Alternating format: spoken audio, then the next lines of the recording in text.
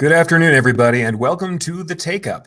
Today it's episode 12, Patches Part 2, Patch-Specific Digitizing Tips. Hey, everybody.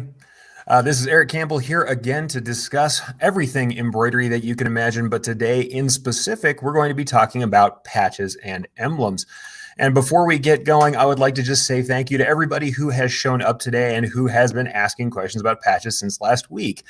We won't probably go back over what we did in Patches Part 1, where we talk about different patch making methods quite so much. We will definitely get into some actual digitizing tips, and I'm actually going to share with you some slides and some insights from a patch making class that I often teach.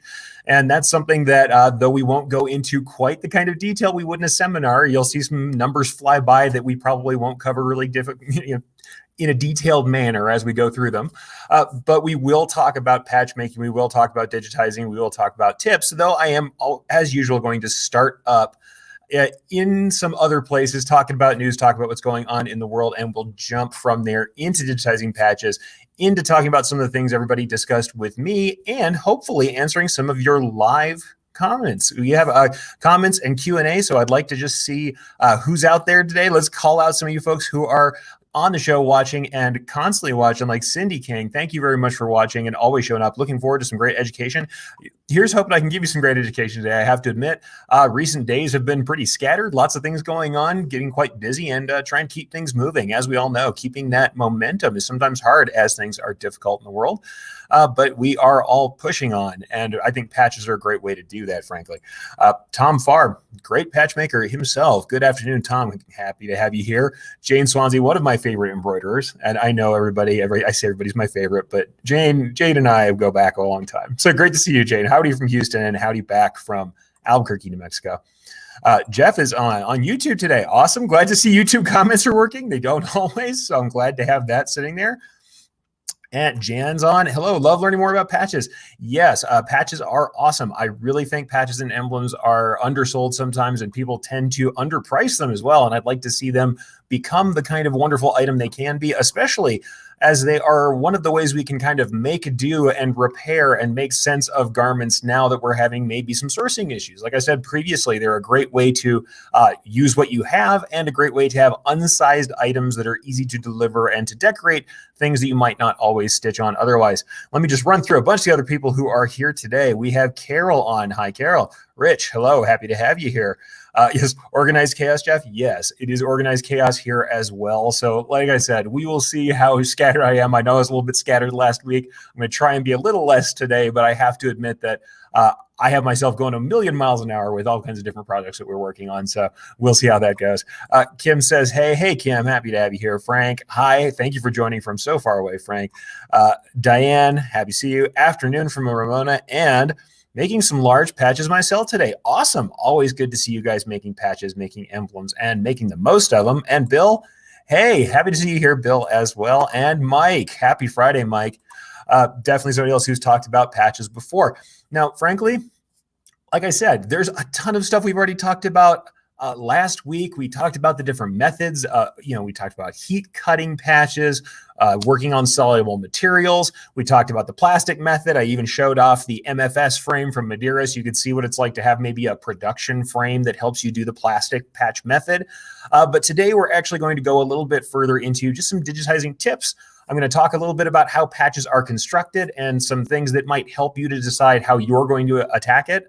Because one of the other things I often like to do is to make patches where I will do my own sampling, but still send the patches off to an emblem company. That's one of these, this patch here that I often show at my classes, this Bosque del Apache patch. This was produced by another company. As you can see, it's a perfect edge. It's a hot cut edge. So this is something that has a satin stitch edge. It is not a mirrored edge. It's not overlocked. You can tell because we have a little edge of that white on that piece right there. So you can tell that that is actually cut after the fact. That is not the thread wrapping around the outside edge. But this was done, this is my digitizing, however. People don't know that you can indeed talk with patch companies, and sometimes you have to fight a little bit, but you can get patch companies to use your digitizing if that's something that you're selling on your particular digitizing, which I was with this client. If anybody hasn't heard this story from me before, this particular client actually has ornithologists on staff. This is a wildlife reserve, and I had to do things like have them say, oh, you know, the beak really, It's about a centimeter longer than that in real life, so the beak would probably have to be a little bit longer. And I'm talking about the difference of 2 or 3 stitches on the patch. When you have really particular people, sometimes that digitizing is what you're selling and not just the patch itself. And so for me, I had people make the patches up for me, but I did my sampling myself. And so some of that sampling was done as hand-cut applique style patches, the way a crafter would do them, the way you would do them at home if you were doing a couple pieces. But you can also take that file, do those couple of pieces, and then send that file off and have the patches actually professionally produced. And then you end up with a piece like this that's perfect edge cut and that has a lovely thermoplastic heat seal backing applied to it. So it's great for a souvenir patch. Oh, and also this is very super thin, fine grain polyester, but it is stiff. Why is it stiff? Thermoplastic backing, not because the patch material is coarse. So that's something we've talked about before. And I'll certainly talk about patches that weren't mine. Believe it or not, I'm going to bring up patches. These are some that I picked up from the man, myth, the legend, Aaron James Draplin. If you don't know Aaron Draplin, you should go look up his big thick line style artwork. He's a graphic designer and he does some really incredible stuff. But I'm going to talk a little bit about those as well, possibly. This is a very classically produced patch. Once again, nice fine polyester. But what you're going to notice, and I don't know how much you'll be able to see this on stream, but we have a really fine, super shiny finish on this patch. And what I'm going to tell you is that these were all done with 60 weight thread. So higher densities, more stitch count, but they look very fine, very shiny, and incredibly nice on the edges. You have very clean edges on these. Now, I also say though, commercial patch, you'll see there's some flaws here. There's some stuff that's wrong in the junction between those two colors on the lettering. So don't judge yourself too harshly if you're a little off register once in a while. This is something that's being sold by a great graphic designer and he sees nothing wrong with it, and I don't really either. But what I'll also show you guys is it does have, and if I can get the camera to focus, it may or may not focus on this. I'll try one of the other ones and see if I'll get it. But well, probably not the green one, folks, right? This does indeed have that buckram or crinoline. You can kind of see it on the stream, but it's probably not going to focus real awesomely. But you will see that there is a grid behind it. Once again, this is a very stiff patch, but made on the nice, fine grained polyester, but stiff because of the addition of the crinoline or buckram layer and the thermoplastic material that's on there for adhesion. But let's go ahead and jump out. I want to do a little bit of news kind of work, a little bit of talking about what's going on, and then we'll get into digitizing stuff like that. But I thought good to introduce us all the patches, talk a little bit about patch styles. Like I said, classic overlock style. This is a hot cut, so it's got a satin edge on it. And then we talked about earlier the kind of patches I always like to do, which are on a soluble material that is then melted away. These were done on water soluble and then rinsed away so that you get these perfect holes. And it's actually not very stiff. Why? No crinoline, just the twill included in this piece, just twill and a standard layer of backing that I had in it. So that's really all we had for that piece. In any case, let's jump out to news really quickly. And this is not so much news as a topic that I've seen going around lately. We are in a crisis. There's no reason to lie about that or to consider that something that we can't discuss. And the thing that I keep talking about recently is people being worried about selling. And I understand that we've heard a lot of things about price gouging and about people who are overdoing things with prices or being critical of hoarding, things like that. And yes, there are things that you can do that's profiteering. That is when you are charging too much for a product or service during something like this, sometime when people are stressed, when people have a great need. And I don't want to see anybody in our life doing that. And I don't think I have seen anybody doing that in our corner of the world. But what I'm going to talk about briefly is a little personal experience that I had that actually does play somewhat into patches as well. And with this, I'm going to jump out and show you this particular post of mine that you may want to look at, and I'll put up the link in a minute for you guys to take a look at it if you want to. But this is one that I call In Continued Memory of Heroes, and here's the link if you guys decide you want to see it. But here's the thing. When I first started digitizing 20 years ago, not too long after I got my feet as a digitizer, 9/11 happened, right? So we all know that was a great national tragedy as well. And we were all shocked, and the world didn't seem the same after than it did before. And something that I think, to me, feels very similar now. The world feels like it's different. It may never be quite the same as it once was before because people's minds have changed about a lot of things. However, the thing that was hard for me is that my company actually became the official producer for all FDNY and NYPD gear that was officially licensed for embroidery and print. Believe it or not, my little company out here in Albuquerque, New Mexico was related through some connections to people in New York. And so we ended up becoming that official producer. So I digitized a lot of work for FDNY and NYPD. So if you saw these caps, at least the official ones that weren't the knockoffs back in the day, what you saw was probably some work that I touched. And the reason why that's particularly, salient right now, why does that matter? Why is that pertinent? Is because I had these same feelings where my early career, everything that I did, the way that I took off, the money that I made, the livelihood that I had for myself and eventually for my young family, really came from something that was tragic, came with the cost of life and the cost of a nation that was in trouble. And that was very difficult for me to kind of put up with. At first, I was very concerned about the idea we were making money off of a thing that was so desperate. But what I'm going to tell you is this. There are a couple different reasons why I don't think that's valid to say these days, and I don't think we should feel that way ourselves. And this is why. Not only can you do direct good, and do I not see people? I see people doing direct good. They're here for good campaigns. Our own Stay Strong Stitch On campaign, where we're donating designs and having people make things for people who are in fire and rescue and medical workers and people on the front lines and people who are in the grocery stores. We're doing those things too. I see people who are doing mass campaigns, who are helping small businesses survive. Not only can you do direct good, but the fact of the matter is, people need to belong and they need something to stand for in these times. And one of the ways we stand for something, one of the ways that we show what we believe in is through our garments, is through our expression of ourselves. We show our affiliations, our beliefs, we show who we are, who we belong to, and what we want in the world to a degree through our patches, through our embroidery, through our printed t-shirts, through the things we put up, through the banners of the high school seniors that aren't getting to graduate or walk the line, through the way we support our local businesses, through the signs and t-shirts and aprons and printed masks. We have a chance to express ourselves. And heck, even if you want to say it's something that's not that important, say it's a funny printed mask. If for a moment we can take the weight of this thing off of someone's shoulders and they put on a funny printed mask before they go out to the store and it gives them an nth, the tiniest bit of relief. And if we can provide a little bit of safety as they're not sneezing on their neighbor, so there's some direct benefit to it as well. We've done our work here and we have value. Plus, we're not going out there and jacking up prices beyond belief. We're not doing that. And if you are doing that, don't be here. Don't be one of my listeners. If you're jacking up prices beyond belief, I don't need you here. But I know you guys aren't, because the people who are here and want to learn and want to better themselves are not the people who are doing this. We're not jacking up prices. We're not forcing anybody to buy anything. We're not making a product we don't believe in.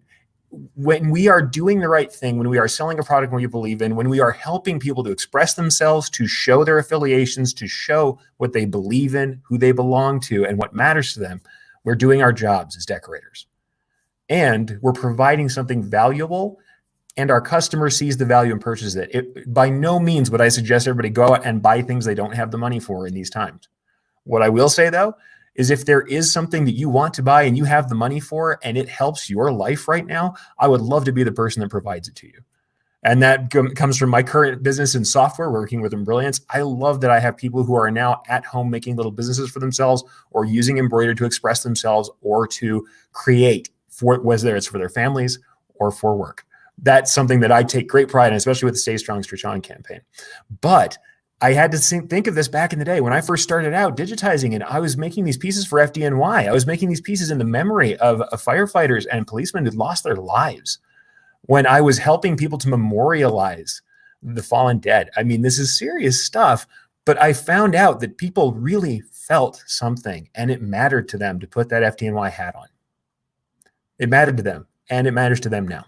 So don't feel bad about selling, especially when you're selling things that are done in the right spirit, folks. I know this is not patches. This is not me talking about digitizing today, but I want to talk to you guys and say, this is serious. You don't need to feel bad about selling. Also, you don't need to feel bad about making profit to keep your small business alive. It's the backbone of our country's economy. We know it. Small business keeps us all alive. If you're keeping your people paid, you are doing good work out there. If you're keeping your family fed, you are doing good work out there. Don't feel bad about selling. You know, if you're selling the right stuff at the right prices, I don't have to tell you. And you shouldn't feel bad when someone else comes out and says, why can't you donate it all? Hey, we donate what we can. We volunteer where we can.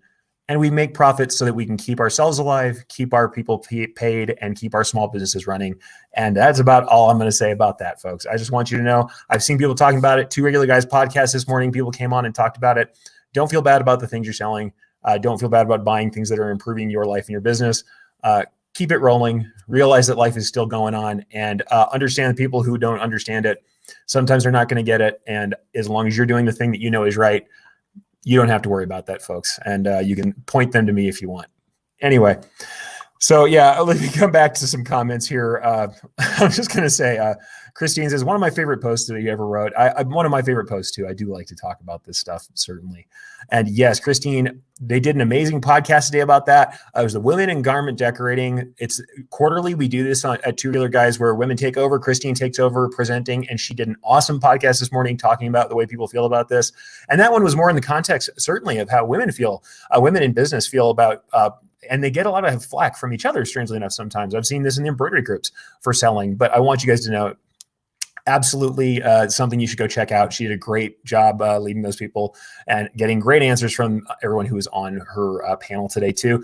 Love for you guys to check that out and check out her Facebook group, Women in Garment Decorating. So well worth it. And let me jump back in. Sheila says, great point. Thank you. Absolutely. Glad for you to hear it. This is something people need. And Jess has some very deep content today. Yeah, deep cuts from Erich today. So you'll have to forgive me a little bit, folks. I'll actually get on to better stuff. We'll talk about other stuff. We'll talk about embroidery designs and fun stuff. I swear. But for the moment, I just wanted to make sure that everybody got that that message, because it has been going around enough, especially talking about the masks. People making masks, hey, it is really, especially for people who are hand sewing this stuff, even more so than some of us who are getting to do them all in the hoop. Yes, it's great to donate as much as you can. If someone sells them, that's up to them. That's fine. And I don't think that that's something you should feel bad about, selling those masks and when people need them and want them. And especially because the kind of masks we often are making are decorated, fun. They are more than just something that's a utilitarian object. And that's something people can pay for, because it's not the same thing. Plus, people who are hand sewing them, folks, that is labor-intensive work. My mother, as I say, is a seamstress, and it can be very labor-intensive work even when you get quick at it. People deserve to make money for the work they do and to be paid. So let's just say that, guys. Let's go on to patches. Let's get on to patch digitizing, and we'll leave the, as Jeff says, the very deep content back out of it for a minute. I just like you guys to know, I know that work is the precious moments of our lives are spent working. We should be not only getting paid for them, but we shouldn't feel bad about it while we do the work.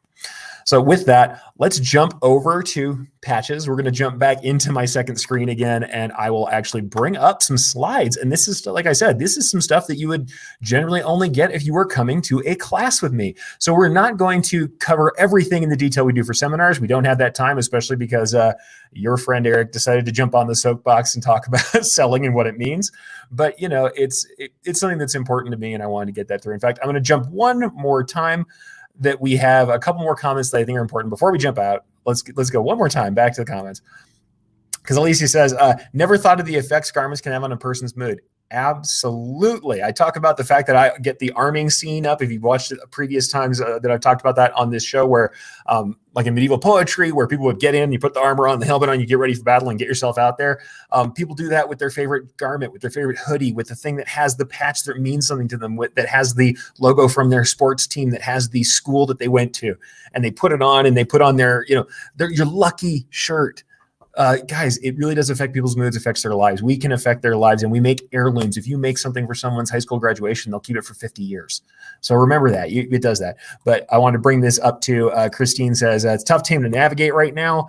We need to talk about the hard subjects, the deep subjects, because our people need to hear what they're doing is reasonable and right. Yeah, absolutely. And what I'll say is, whether I feel like this or not, and I don't, I feel like the guy who's still in the shop. Hence, I've got the old ZSK behind me here, and I'm talking about embroidery. I'm talking about patches. I feel like the production guy in the shop, but some people look to me and say, you're the embroidery guru, or Alan Howe always likes to call me the embroidery whisperer, which I'm nutty enough to probably talk to some embroidery, but I don't know what that means. What I will say, though, is that if someone looks to me for that answer, I'd love to be a voice to tell you the thing that I would need to hear when I felt guilty, when I felt weird, when I was younger and selling. And I want you to hear that from someone who's been through it for a couple decades. Yeah, it's good. It's fine to sell, folks. But yeah, Christine's right. Hard time for that.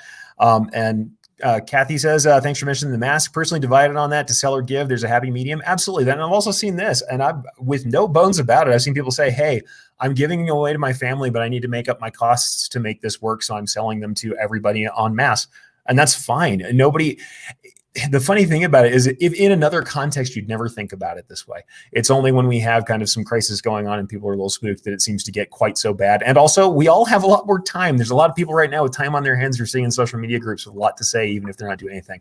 It's the same thing I say to you guys. If I encourage you to share the work that you do, the 5% that are actually sharing, and it's not even 5%. Let's say you are in the top 1% if you are sharing, doing, and not just consuming. I love you to be here and consume my content. Don't get me wrong. But if you go out there and you share or you do something or you help, you're already in the top 1%, folks. Don't worry about the people who are criticizing from the sidelines. They are not the ones you have to worry about. The field belongs to those who take the risk. So there we go, guys. All right. So Mike says, Joker quote, didn't expect that. Yeah, if you're good at something, never do it for free. Okay, folks. And that's good too. Yeah, we've been giving away. A lot of us have been sending them for a donation. Awesome. If you can do it, Tom, that's awesome. The people who are donating, fantastic. Love to see you guys do it. I just think whichever way you need to do it to make sense for your family, your business, that's the way it should be. And that's masks. That's everything else too. I've had people now who are also saying, why can't you donate all of the proceeds from the Here for Good shirts, not just part of it? Folks, you want to keep the printer and the embroiderer open at the same time as you want to keep the small business open. It's the same gig we're trying to do here. We're trying to do good for everybody. So instead of criticizing how we do good, let's just do good. All right, on to patches. Enough political stuff, enough stuff that gets into that realm. Love that you guys are doing stuff. If you're donating, awesome. If you're selling, awesome. Whatever you're making, get out there and make it. Get out there and share. So patches, folks. Let's actually get into some patch digitizing. I seem to remember having promised you guys some tips. So this is digitizing for patch production. It's actually a segment of one of my patch classes. So we're going to jump through a little bit of it, talk about some tips, take some questions from the comments as we go, and we'll just see what we can do in the next 30 minutes that we have before I inevitably jump into bonus time. So let's start with this, digitizing for patch production. As you can see here, this is a lovely little flying monkey patch that I did. And this is something everybody seems to pick up and love. Unfortunately, this is something I cannot give anybody to design or sell it. So this is how it goes. So this is one of my favorite little pieces because it has very simple but lovely carved wings on it, done in a single color. You can bet that art had none of that detail in it. So that's all stuff I decided to put in there. And luckily my customers tend to be happy for me to do that. But some texture and some awesome stuff in that very simple patch that I love. So with that, let's take a look at some of the other stuff we have. First, I want to talk about this tip. This is a tip I talked about last time, but it's especially important for digitizing. You should always sequence your full density borders last when you're working on soluble materials or doing the plastic method. For me, if you're doing your patch all together, now there are multiple methods you can do this. You can do your patch central material and have a cut line and cut it out in between before you do your edging. You do your edging last. And in that case, you're already doing only your edging on the soluble material. You're probably spanning everything up and hooping it and sewing it.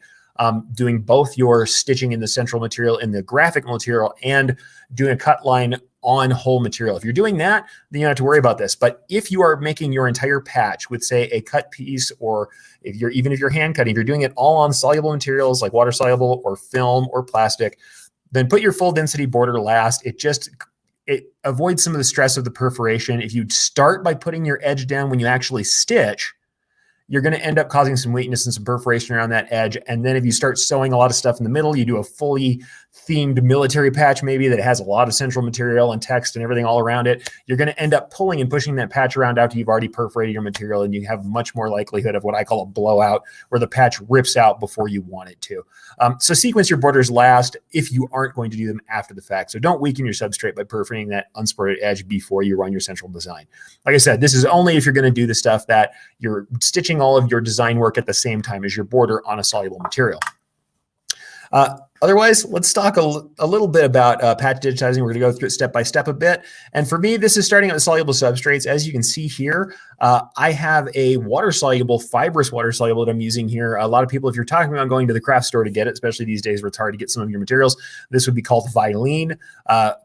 We have Christine Street from Enmart here. Enmart calls something very similar, Q102. Great material also for this. It's just a fibrous water soluble. It looks like a regular stabilizer, not like a film. This is my favorite because it holds up to the most stress when you're doing soluble patch methods. But using that, you can use kind of the applique patch method, and this requires the most work on your digitizing.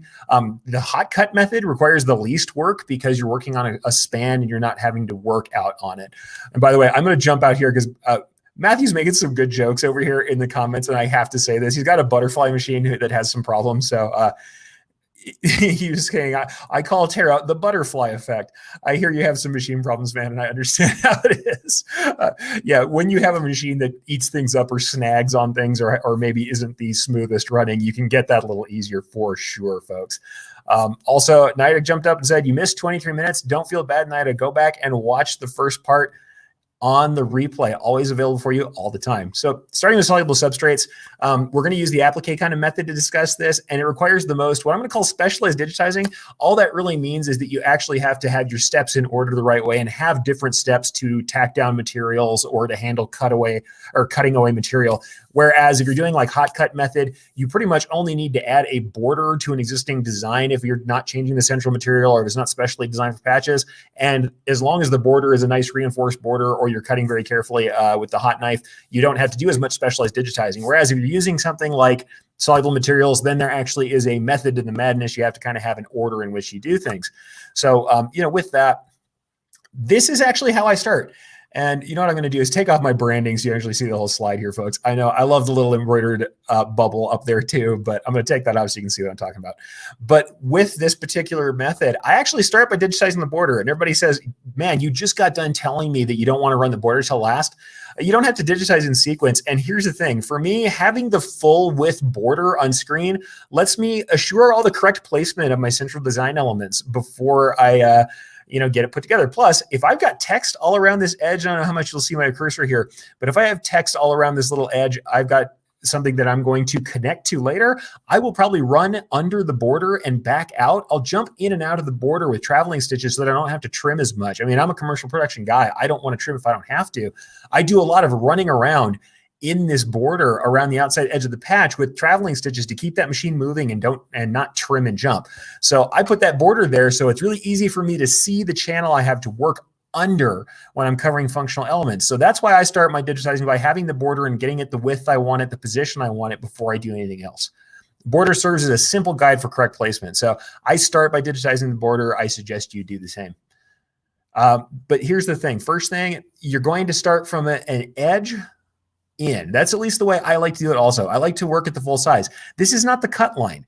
The cut line is going to be further in from this. But when I'm trying to show myself the shape that I want to work with, I actually make a shape that's the entire size of the patch first, even if I may be doing contouring or working further in to make my piece. Or let's say like in Brilliance, you actually have an applique setup. You have an applique tool that I can say I want a line and I set my inset after the fact on my full complete piece because it creates all the pieces of applique, of the applique border all together if I want them. You can change that inset that way as well. But when I do this, I generally tend to build from the edge in my art. So I'm going to draw my edge piece first and go all the way out to the full bleed edge, not to the cut line, so I can see what I'm working on. But that's me. Once again, this is art preferences. This is not stuff that technically matters because this first piece is just allowing me to do the work I need to do. So like I said, lots of my work, I like to make throwaway shapes. I like to have art pieces that are just to help me have a guide for what I'm doing. They aren't necessarily going to be in the file. They're not necessarily important to the cut. So that's what I do. I build from the edge. Then the next thing I like to do, I set the satin. Now, this is me talking about a satin stitch edge. There are other edges you can achieve. Now, once again, if you're going to do a marrowed edge where you cut after the fact, method, shape, and I'm going to use a satin stitch tool to create a border that I like to go about 3 to 4 millimeters wide. And why do I do that?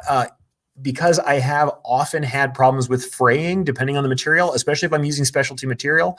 I've done lots of patches that are not made of classic polyester twill, and that means that I've done a lot of patches that have, material that might fray. This width, when I say 3 to 4 millimeters wide, and I use my inset about 0.3 to 0.5 mils from the outside of the finished shape, this is for most materials. It's kind of a safe set of settings. You can change this. But for me, all it really need to tell you is to make sure you have your edge of your stitching a little further out than your final element.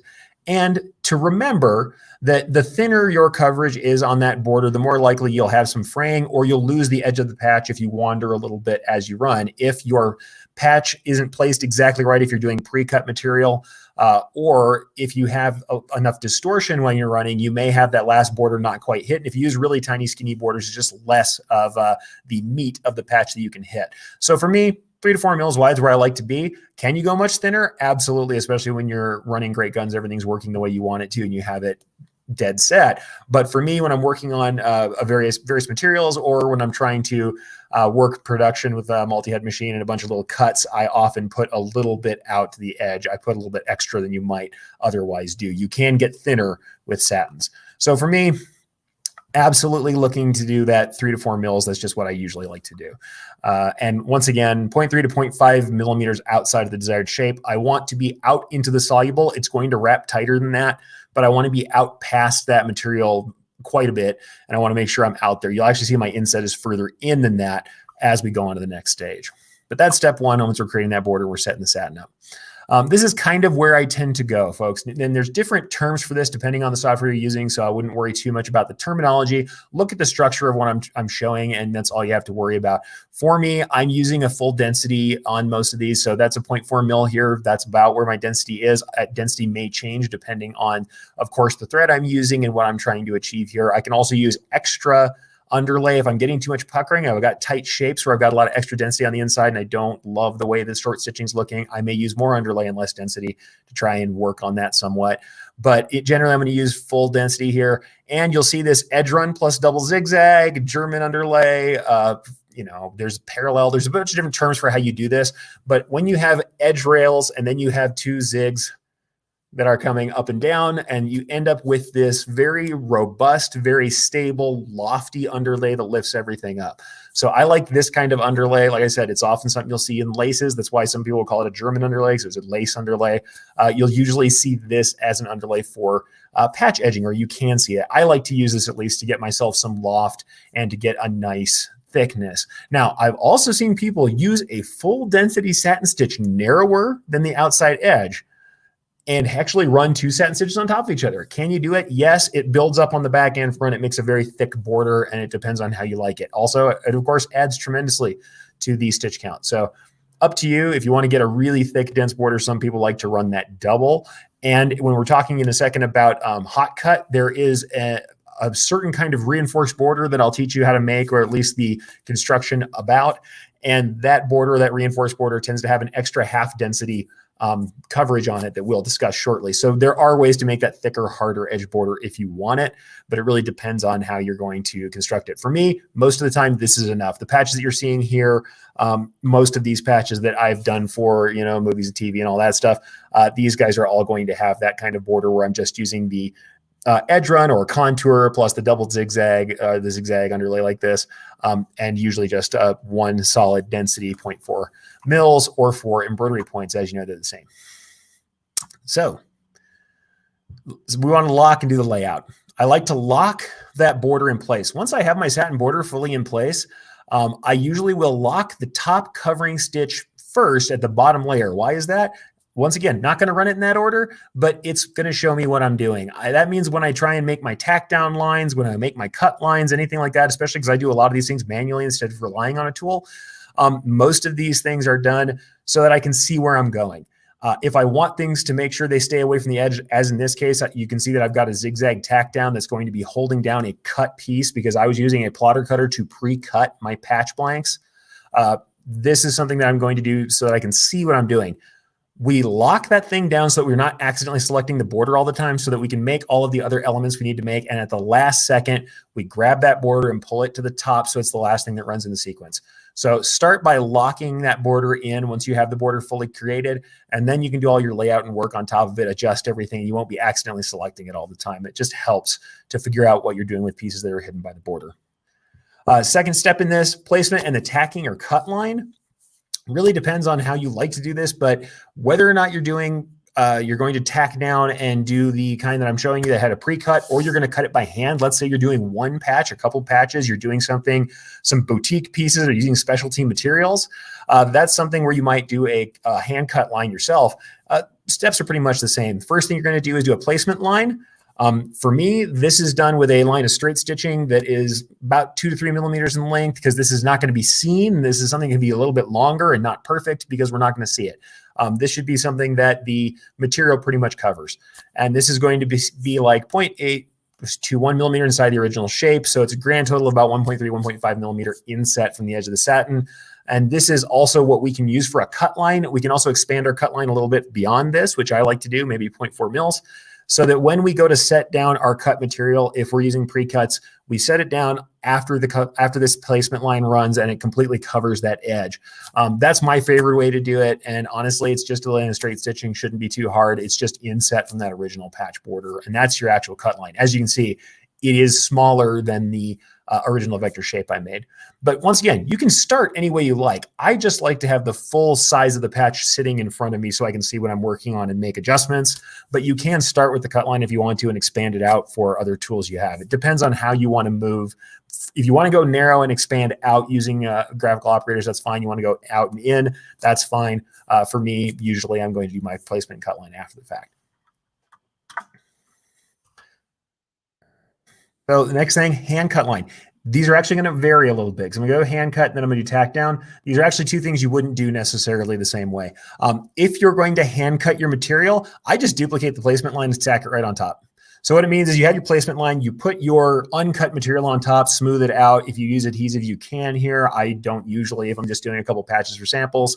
I will lay out my material, and then I run the hand cut line, and that's just duplicating that placement line as its own color stop. I've known some hand cutters who swear by having a double or a triple run. They like a really hard edge, especially people who use the old school duckbill kind of applique scissors that butt right up against that edge to cut. I've known some people who like a double or triple run for that. For me, one run is usually enough. Run one set of straight stitches right back on top of that stuff after I lay my material down, and then I can hand cut it. So it depends on how you feel about that. Like I said, some hand cutters like a really robust ridge, and they'll drop two lines right on top of each other and then cut against that when they're doing a hand cut patch. But if you're not doing hand cuts, if you're doing pre-cuts the way I like to do them, then generally you're going to use a tack down stitch instead. And for this, I like to use a nice zigzag. In fact, I will often use a center run underlay first, or an edge run. You can do a contour or center, or just another line in the center, in the dead center of your zigzag, whichever way you get it. Like I said, different tools are going to allow you to do different things. I like to run it down the center first, because if something goes terribly wrong with my placement, it doesn't happen very much when you get better at it. But if something goes terribly wrong with your placement, as you start running that center line before you run your zigzag, it gives you a chance to stop and move it, or snip those couple of stitches out and put it together. If you have cuts, especially like me, if you've made pre-cuts of material that is limited in stock, let's say you've cut apart something important that you only have a limited amount of that material, or it's something, say, from an heirloom or from something expensive, you may want to save that pre-cut piece. Sometimes if you use a run stitch before you do your zigzag, you have less holes and you can actually move it again. It's easy to take out.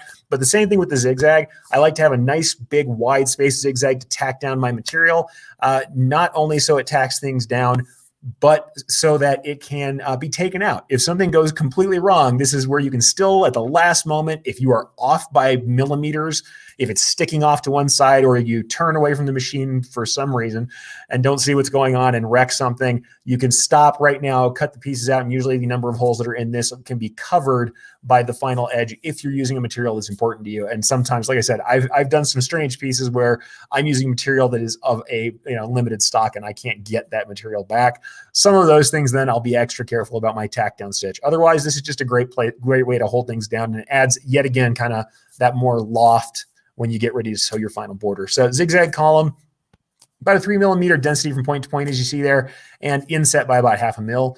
And that's about where I'm going to go for it. This is, once again, general safe settings. Yours may vary a little bit. So that's about how I feel about it. Zigzag for a tack down stitch, just a nice stitch to hold things down and keep the edge really nice and flat. It really depends on your width of your final cover stitching, how wide you want that zigzag to be. Step 3 on here, central design material. I will usually put those other stitches in, but like I said with the border, I'll lock those down. Again, I like to have those. Now I'm starting to work in sequence. The border I worked out of sequence, then I worked in sequence thereafter. I usually work in sequence as much as I can so that I don't have to do a bunch of resequencing at the end. I don't miss anything, but I still like to put that border down at the bottom for my guideline. But once you have that, you can get your central material, you get your design in there, and you may find that your art isn't exactly where you want it. This is the last chance you have to size and space things, to do some text layout, to do the magic it takes to get everything fit into your shape the way it needs to be. Because I'll say on my part, I've often had to do reworking many times when somebody brings me patch art, especially things like this, where we're doing either real or mock police patches. Quite frankly, a lot of these I've found are very unreasonable in text sizes, things like that. And I'm always having to work on them. Or you'll have something that's warped to a bottom border, like you'll see on this, the text on the bottom of that, or something that's between two borders like the top of this one. And frequently the art is done in such a way that the art is not exactly how it should be and that the curves are bad on the text. And so I find myself frequently doing layout work after the fact and resizing, rescaling, redrawing once I have my final border in. So this is a good time you can get that last chance to check out the edge of that guide, see if there's any place you can do some work or put that material in there. Now, quite often you can use this material or this method to get that central material. If you're making an existing logo into a patch, this can help you as well. It's your last chance to get that done and do some sizing or changing that around. Otherwise, it's time to digitize your central graphical elements. Of course, in the span of today's class, I am not going to center this around digitizing and teaching you how to digitize the central matter of the design, but this is the time when you would do that. So after that, step 4, of course, resequencing. Once we're done with the central material, we know where everything else is. This is our last chance to make sure all the structural elements have appropriate color stops. If we're using color stops to make them happen, we should have stops depending on if you're hand cutting and you're pulling that frame off, or if you are just placing your pre-made cuts, you're going to have to stop after your placement line one way or another. If you are doing hand cuts, you're going to have to stop after your cut lines so you can pull it off. If you're just doing tack down, you may not have to stop. You can jump right into the next part of the material if you are sewing everything out together. But this is your chance to make sure everything is sequenced properly for the final run. I'll go ahead and raise my hand and say, my name is Erich, and I have most definitely not checked this before and started running to find that my border was running first. Yes, this will happen to you, but take a chance to work on that sequencing and check it. Also, anybody who's not, I'm actually going to go full tilt into my own face for this one. If you don't do this, you should. Once you have saved out your stitch file, the final stitch file that's going to your machine, open that back up in your software and watch the replay of it.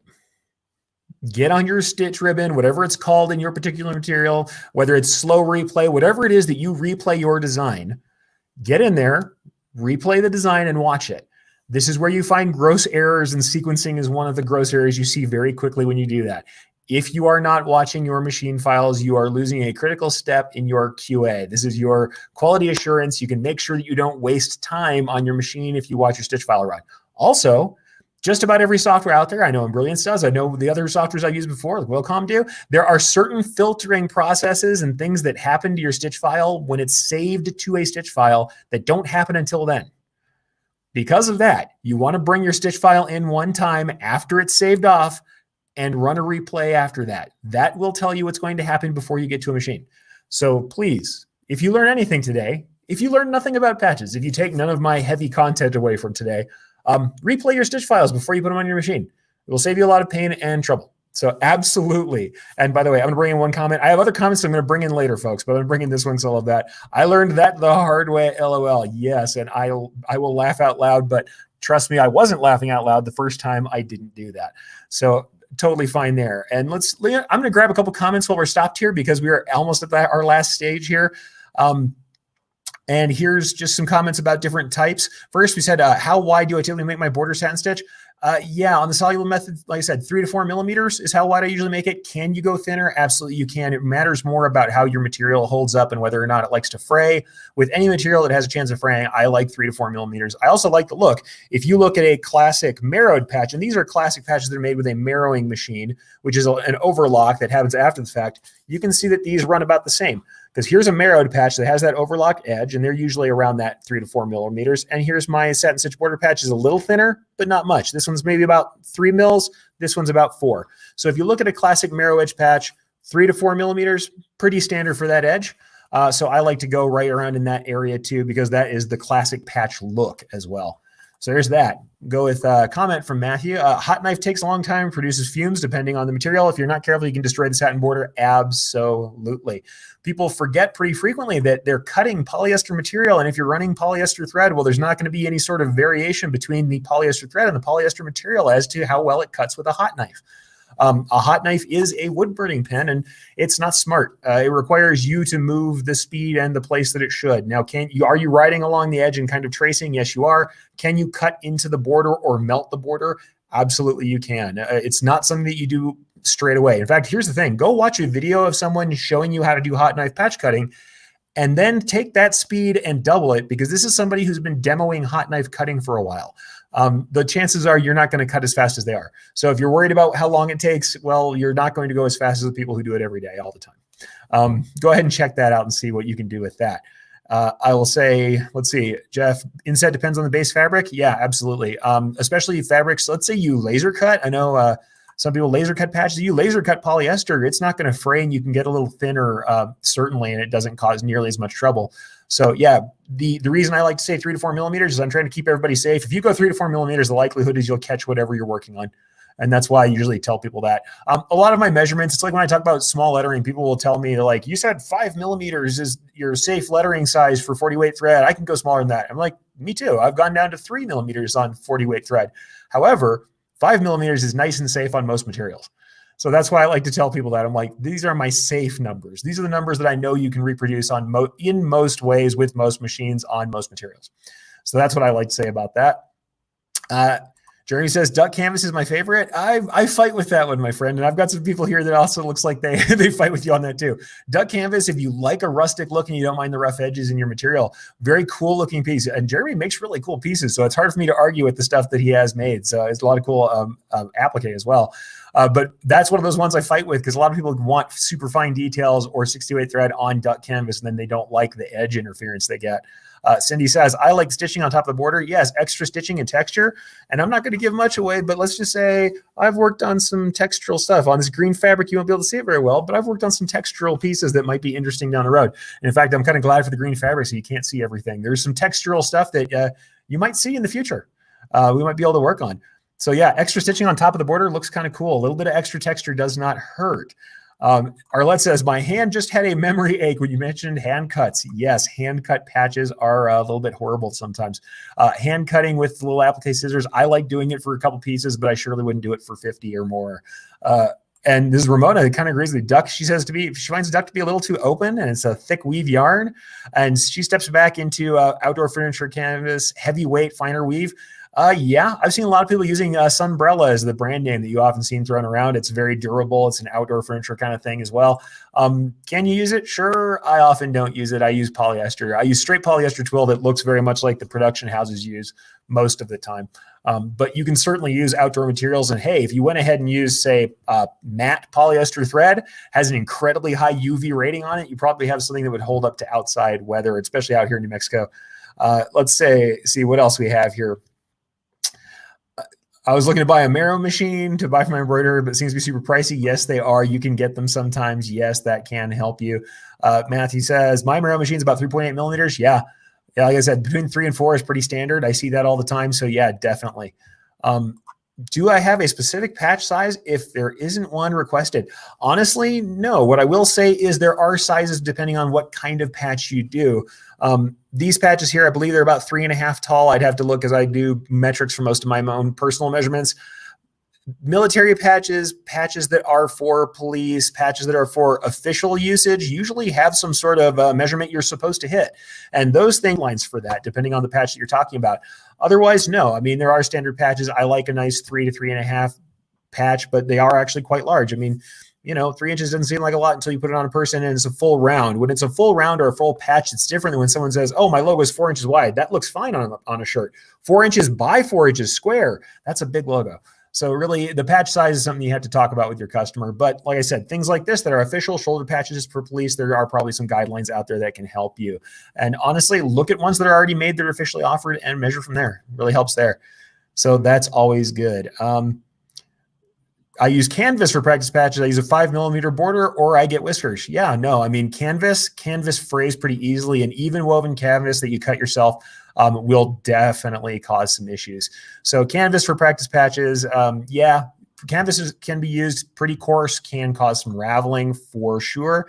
And Jerry says on hats, now this is absolutely the case. Patches on hats are a different matter because hats, depending on the crown height, whether you have low profile, whether you have a higher profile or mid profile, you only have so much vertical space on a hat no matter what you're doing, patches or otherwise. And Jeremy says on stock hats, I prefer 2.4 inches max. Yeah, it gets hard to put things on there if they're much more than that. 58 to 60mm, if you're in the metric world, that's where I go for anything that's going on a hat for sure.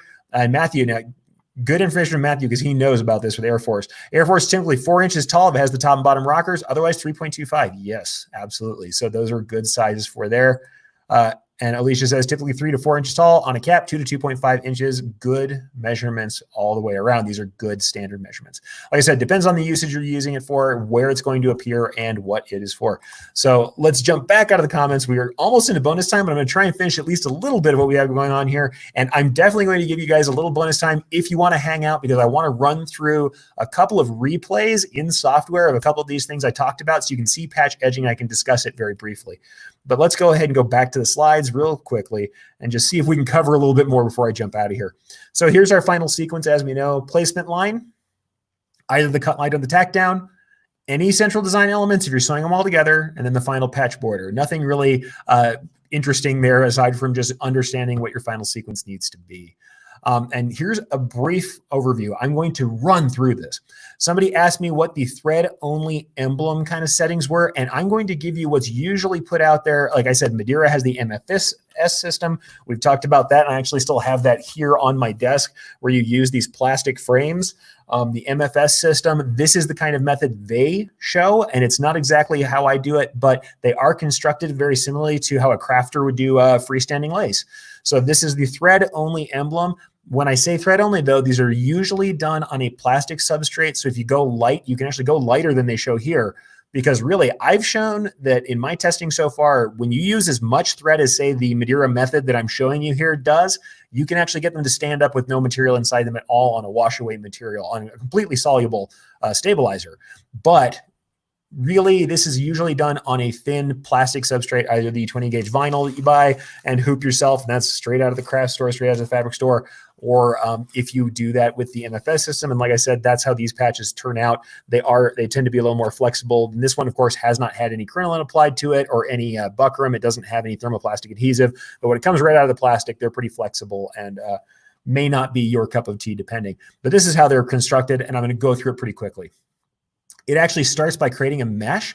Once again, this is kind of the Madeira method. So it uses a lot of thread. Not everybody is super into it, but I think it does work. I have used it. And this actually, I'll bring this up really briefly. I have a comment from Jeremy. What's the purpose of the thread only patches? Couple different purposes for it. They are very light. And if you're using a system, and I'll bring this back up, I'm not going to go about it too much, but this is a MFA system. You can actually use this to sew it directly onto a garment because there's actually a secondary hoop ring, and you can hoop a garment after you make your emblem. And then you sew it on there, and that means you can do really heavy embroidery without actually going through the garment. So on activewear, something thin like that, that's one of the reasons you might do thread-only patches. The other reason, custom colors. Instead of getting your own material that is in a custom color, a couple pieces of custom colors, definitely for super odd shapes that you don't want to cut that have little thin areas in them, for perfect edge patches like that might have shapes that are really custom and crazy. Absolutely, you might want to use thread patches. And actually, that's something Matthew does. Use this method for patches of really odd shapes for sure. Actually followed Eric's video. Well, that's very nice of you. Thank you. Yeah, no. These kind of patches, certainly. Also, I've used these when I have a customer that has a very specific Pantone color they want for their patch background. And when they do the patch background in that very custom color, sometimes using a thread color is easier for me to achieve than getting cut material for it. So I will sometimes do that. Or I have sublimated the material ahead of time and then used my own cuts on pre-sublimated material to get the right color. But these are things that cost people a lot of money, and this should cost some money because it is actually quite a lot of thread. So let's go through this. Like I said, we're getting into bonus time quite early, so let's just go ahead and grab through this really quickly. This is the method that we use for the Madeira method. If you want to look it up, there are other places to look up the settings, but this is the gist. We have a shape that's inside the finished edge with an edge run to hold it down. I actually removed this in my new way of doing it. I tend not to put the edge run in there first. Once again, I don't want perforations. But we're going to have this fill stitch at a 45-degree angle, and it's a nice loose density, 20 points or 2 millimeter density. Then generally you add the same shape again at 135. So now we've got a grid. So we've got a grid mesh that's laid down. We already have, and these are essentially two fills, but we have a grid that's laid down. The shape is duplicated, and we have essentially as that initial background. This is where it gets kind of heavy though. Like I said, in the MFS method, you duplicate that shape again, and now you have a fill that's fully horizontal at 0 degrees. Once again, very wide density, 30 points, 3 millimeters. And we just keep on building up this mesh. Now we've essentially made a piece of material. Now I'm using a method that's much more like FSL, which is called freestanding lace, which we would do on a soluble material. And I actually do this now with a couple of different locking grids instead of doing all this. And that's something you can change, but this will result in a patch that works. I've shown you the piece that I was holding just a second ago. It comes from this method. And then the last thing is to build the actual full base. And you set a fill at 90 degrees. It's a fully vertical fill, something I don't usually like to do because I believe that machines run a little differently on that vertical, especially if we're doing it on material. But when we're doing it on this is how this generally tends to be done. Like I said, the piece that I just showed you was done with that vertical fill as well. Same kind of thing in the background there. And I will go ahead and switch out so you can see this piece. And that's done the same way. It does have a vertical fill. You can kind of see by the grain that's on it. But that's the last part that actually gives you the background color and the body to that piece.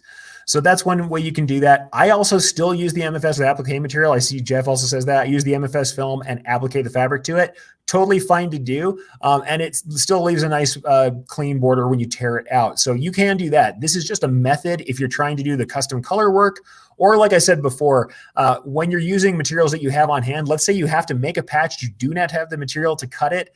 You need one patch to go out with a single order, or you're trying to make a general shape like this to fill in.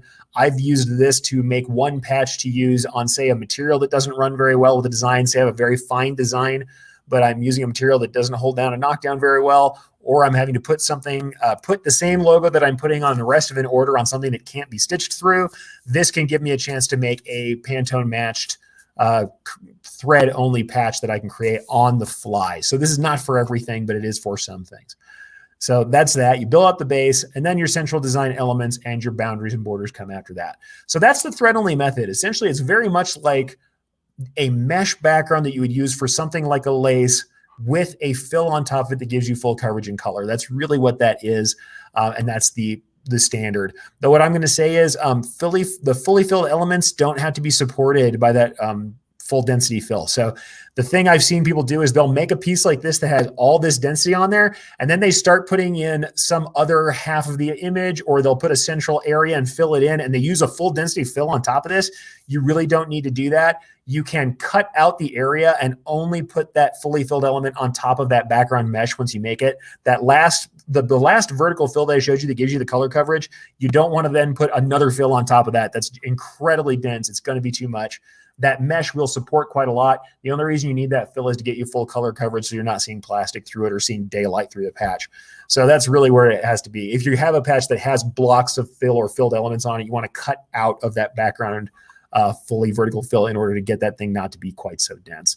So that's how it goes. Then you want to build your border after the fact, and it's very similar to the other borders we covered.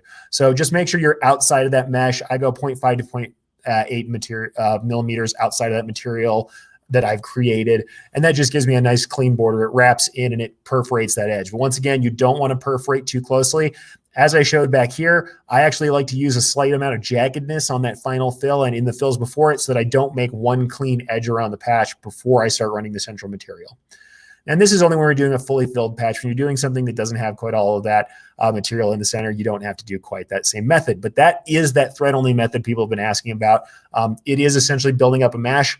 The way I do it now, like I said, much more like a standard lace, where I will just use a doubled grid of the 45 and 135 doubled grid, usually is what I'll do with a nice tight density, a little tighter than this. And I'll make a mesh and then run things on top of it, only filling on top if I need to get color coverage.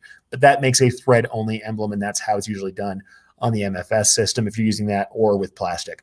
Now, certainly, fully okay to do the same method that I talked about with soluble materials, to go ahead and put a placement line down. In fact, I really like this method better. Put a placement line down, put your cut applique material down, and then run your border.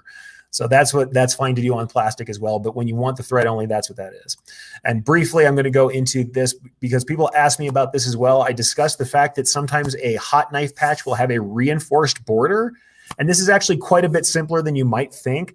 Reinforced border for hot knife cutting, really, it's just a denser border edge. People have shown me some files that they bought that had this reinforced border. So I kind of looked at how those are constructed to show people how they can make their own shapes. So you're not just using the generalized shapes, you can make whatever shape you need.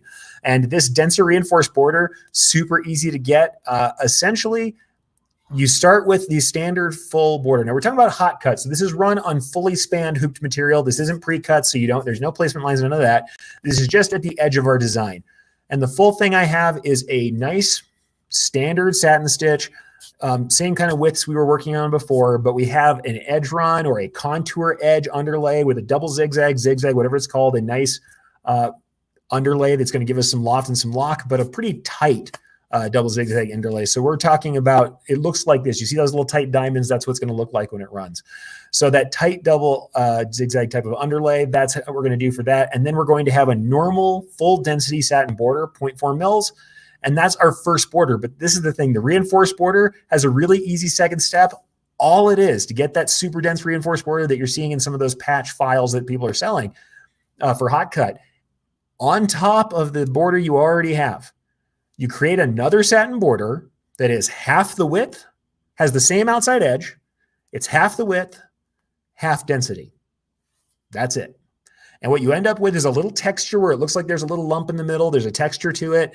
And then when you actually go to cut it, you have that super dense reinforced border. It just means that the outer edge of that patch has a 1.5x density border to it, but you're running a second border on top of the first. That's really all I meant when I talked about that reinforced border. People always ask me what the reinforced border is. That's really all it is. It's just that extra piece. So I'm not going to get fully into the embroidery process. We're just talking digitizing today. That's where we're going to end it. I'm going to jump out and use the last few minutes of bonus time to talk about some other things, but just to show you guys one more time, reinforced border, it looks like this, has some lovely texture on it. Certainly looks interesting. But yeah, we'll see. I've got some comment here from Ramona. Wait, do that again. Here it is again, super easy. Run your first border the way you would any other kind of patch border. It is about like I said, it's a 0.4 density, 4 embroidery point density standard satin stitch border. It's got a lovely kind of deep little tall diamond shape to it when you run that double zigzag because we're using a higher density. It's probably twice the density that I showed you earlier. So we're looking at this really dense kind of underlay, and then we are setting down another border on top of it that has half the density, half the distance across. So Ramona says, is that second border centered or on an edge? It's on an edge, it's on the outside edge. So here on this edge here, that's the inner edge of the patch. This is the outer edge of the patch. We're just covering the outer half of that border with another half density satin. And what you end up with, once again, is this. You'll see that you have a full border here and the other half. In fact, what I'm going to do is jump out and let's just do the quick replays, and then I'll show you some other stuff real quick. But let's go ahead and go to software. Let's get ourselves up here. We are in Brilliance. We can actually go ahead and run this so you can see it. So here in Stitch Artist, I'm going to go ahead and do a quick replay of the border just so you can see what I'm talking about. This has the nice contour underlay here. Then we're running our double zigs. We've got the zigzag underlay, so we've got some nice density built up there. We're going to have some loft and thickness. Then we run a full density satin, right? Full density satin. And then this piece, this one's engineered to end at the bottom, but you don't, of course, have to do that. But you'll see then we start to run back across with a half density, half width border on the outer edge. So it's super dense. Don't get me wrong, super dense. Still not as dense as foam. Still not as dense as a foam piece by any means, but as you can see, it is pretty dense. It gives a nice little ridge right there. And this is something you can use that hot knife against, though I like this. I'm going to bring Matthew's comment up. I like this warning for you guys. Hot knife doesn't work well with white thread, white fabric. White thread, white fabric can show some smoke damage. You can get some heat and discoloration. So be careful, run the right speed on white fabric, white thread. So be careful with hot knife. But yeah, this is what that hot knife piece looks like. Like I said, 3D has a nice little border on it. If we zoom in on it, which we can zoom in pretty tight, you can see again, what we've essentially got is this secondary piece. And I'm going to just go ahead and show you that there's a second satin border and a first satin border here. So we'll go ahead and run back through it again and show you exactly what we're looking at. We have our initial underlay. Here's that double zigzag. Then we have that full density that's right across the top. Then we have that, when I get to it, it'll get to that half density, and you'll see there's the half density coming across the top, half density, half width. So that's what we're looking for the reinforced edge. That's something there. I'm going to go ahead and run through. We're getting some weird artifacts in the video stream, but you can see this example of the thread only patch. That's where we get the grid. There's our 45, our 135, the zero angle, which is a little less dense. And then we're getting our vertical fill to create the actual fabric of the patch, if you think about it that way. And then we've got our standard border. So that's what the thread only patch looks like. It's not something that I think is all that particularly strange or interesting, just that you get that mesh built up in the 3 directions, and then you get the vertical background. Now, like I said, for me, generally, I'm going to do a doubled mesh instead, something much more like a freestanding lace. It's a little lighter, especially if I'm leaving the plastic in, or especially the heavier plastic, the craft plastic. It's a little heavier than the MFS stuff. You don't need quite so much thread. You just need enough to get your coverage and to tie everything together. So there's that. The last couple things I'd like to show you, here's a standard patch file. And this is just to show you, here is our placement line. If we were going to use a cut line, I put it right on top of there. Then what we can see is this is what it would look like for our zigzag that would be holding down our materials. Actually, what I want to do here, I've got the art in that I don't want to see. So let's take this art out of there again. But let's go back and run through it one more time. So we've got our placement line. If we had a cut down line, here would be our cut line. Then we'd have our zigzag if we're going to use that to hold down the material that's a tack down.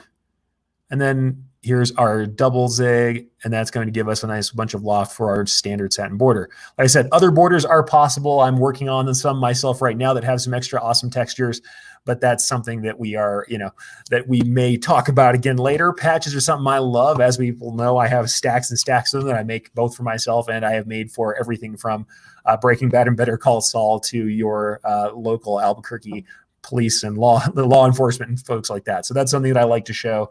But that's a standard patch.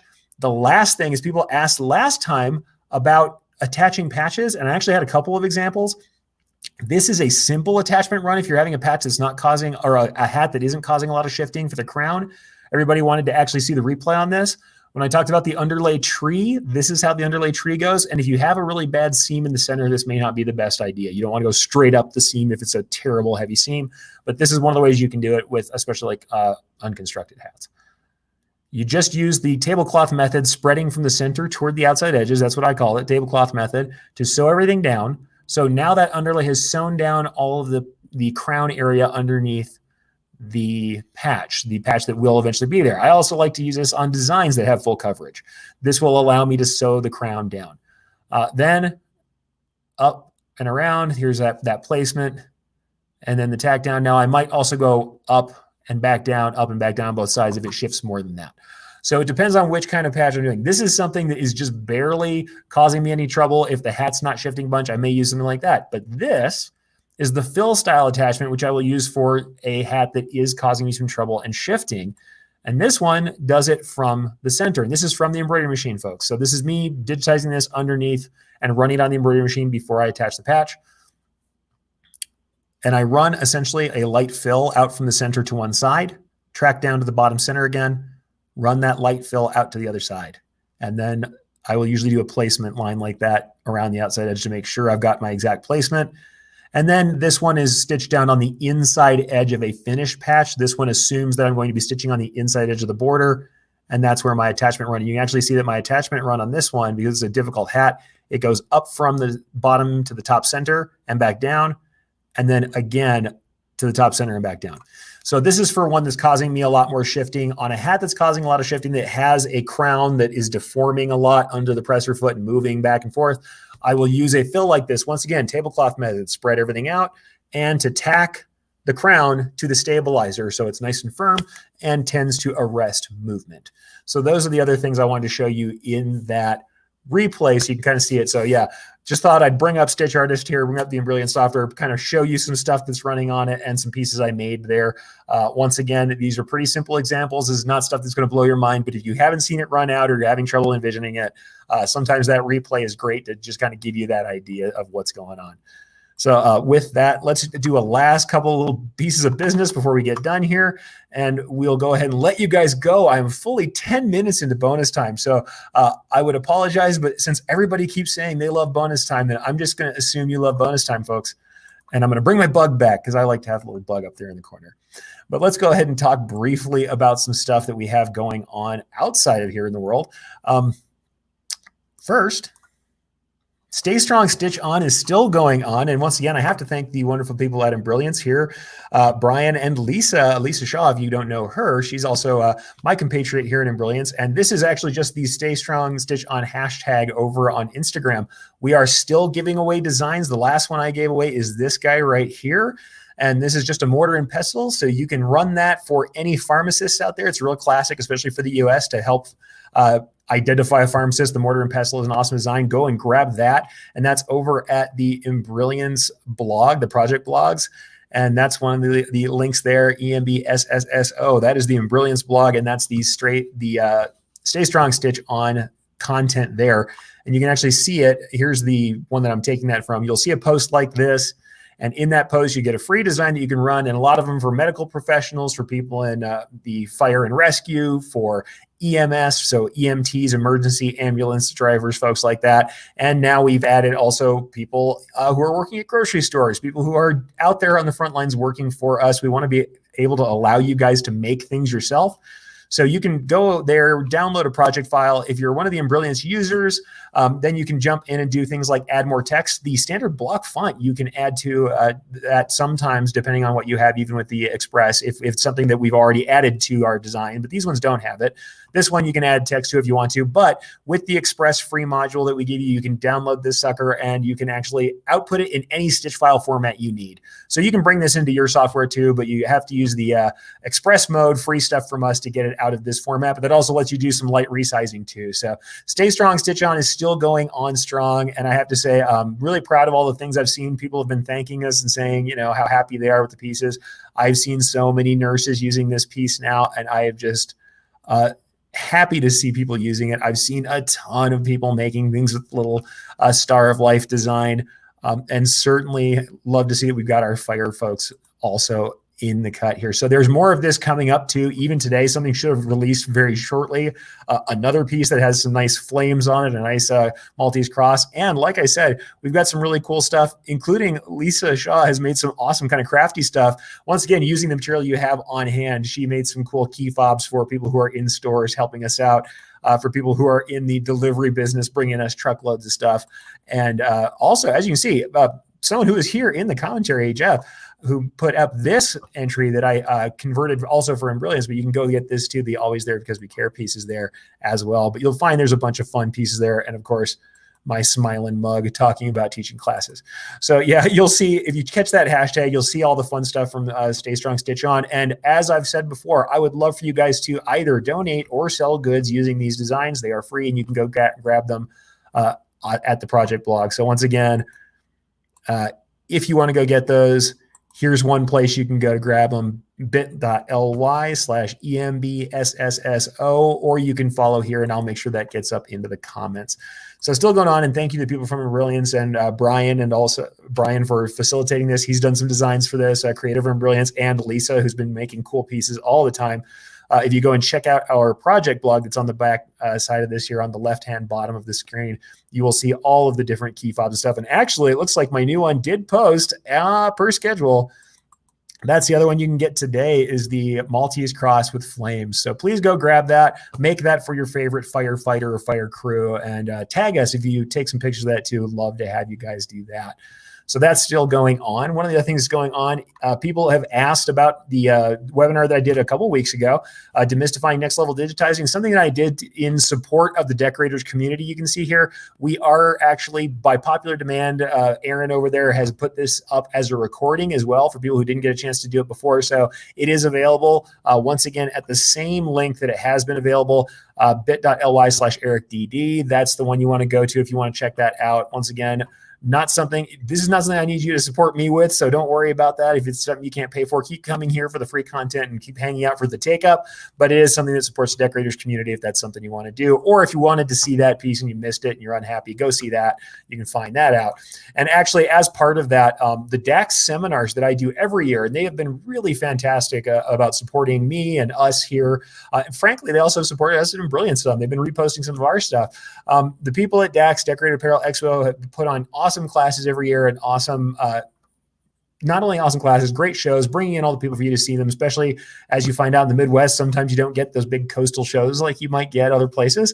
So the DAX shows have been really great. And what they're doing now is if you sign up for their seminars for either the Minnesota show, which is what I'm showing you here, or if you sign up for the Chicago show, the last two shows that are happening in the year, we're hoping they still happen and go off without a hitch. But if you sign up for those now, you buy a seminar space, you're also going to be able to do online seminars with them. And those of us who are teaching, everybody else signed up for it. So I'm in too, folks. I'm going to go ahead and recapitulate my seminars. I'm going to take a couple weekend days and I will be bringing you the seminars that I would usually do at DAX online so that nobody misses them if they can't find themselves out there or if these shows get canceled. So if you go out to daxshow.com, which is I don't have up here, but you can see here, daxshow.com, daxshow.com. And I'll make sure that gets in the comments. You can go and sign up for the workshops, and then we'll be doing stuff live. And in fact, I've got my short seminar on specialty thread is actually happening tomorrow. So that's digitizing for specialty thread. I'll be doing that tomorrow as well.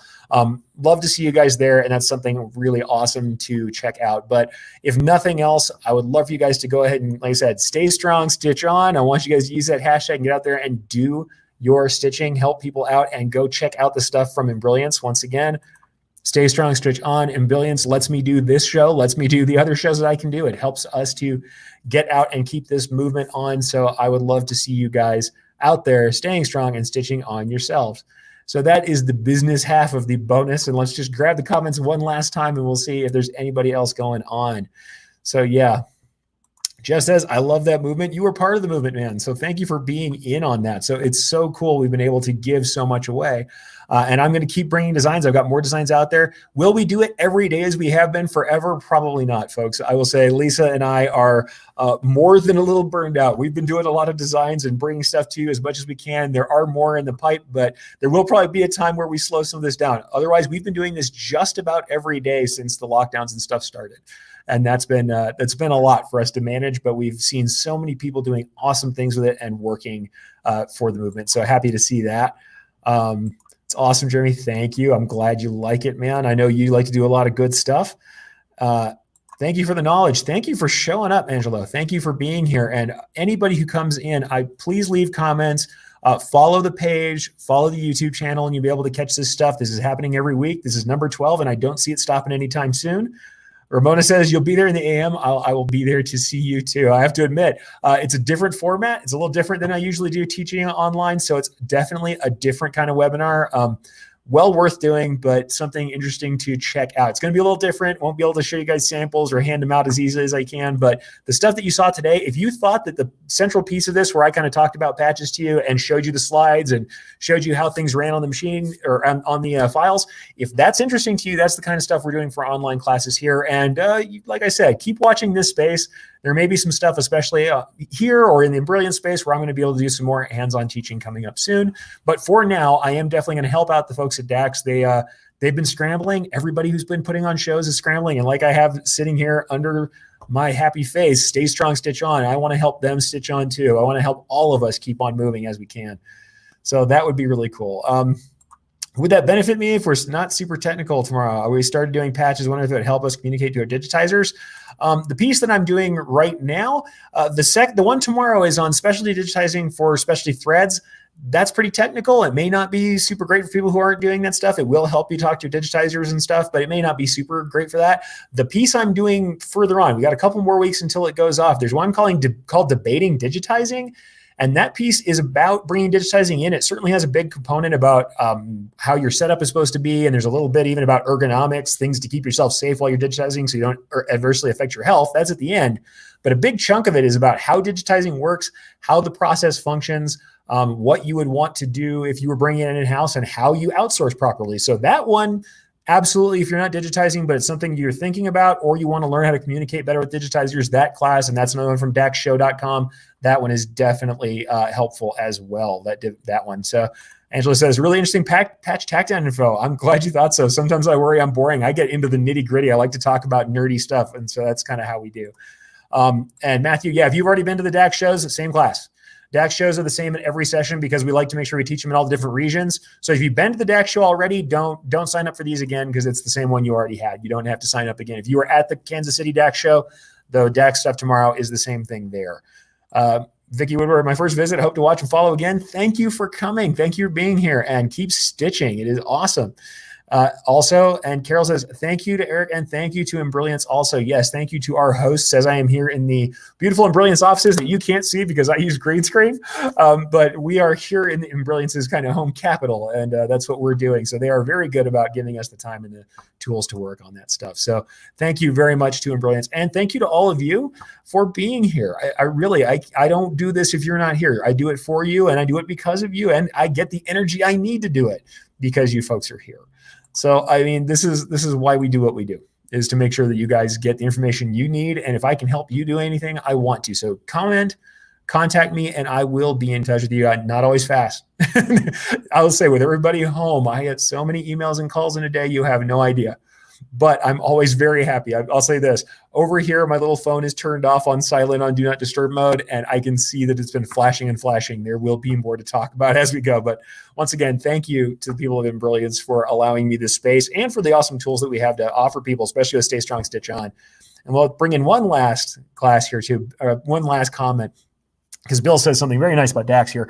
Dax is great. And for those that have never been able to attend virtual online show versions going on, which that's true right now, there may be a way for people to that don't live anywhere near a show to get a taste of what it's like. And they have some show specials available also. And absolutely, yes, go to daxshow.com right now. There's virtual presentations from all the people who are actually exhibiting at the show. They've got videos and presentations and show specials. And like I said, if you go and sign up for a seminar, whether you're in the Chicago show or you're signing up for the Minnesota show, you get the space to go to that show if you can. But if you can't go, you can still take the seminars online. A couple of them have already been taught so far. I know that Terry Combs did one for screen printing, and I know that we had one on, I believe I had it on Photoshop, and I trying to remember, I think that was Dane Clement of Great Dane Graphics did the one on Photoshop already. Some of them have already been taught, but they're going on for the next week or so, next 2 weeks. I think I've got the last one. I think I'm wrapping up the whole show with the one that I have on Debating Digitizing. And mine are both Saturday classes. Might be a little easier for some folks who are still, if you're essential in the embroidery side gig, it might be what you want to do. But absolutely, go check out daxshow.com. Go check out Stay Strong, Stitch On. Check out embrilliance.com and check out the project blogs. And absolutely follow me here and come back next week because I would love to have you. And Mark says, thanks for all the good info. Great time watching and learning. Thank you for showing up, Mark. I'm glad to have you here. So from the Embrilliance headquarters and from me, Erich Campbell, stay strong and stitch on. Dream big. Stay bold. And go out there and get it, folks. You can do this, and we can do this. Bye.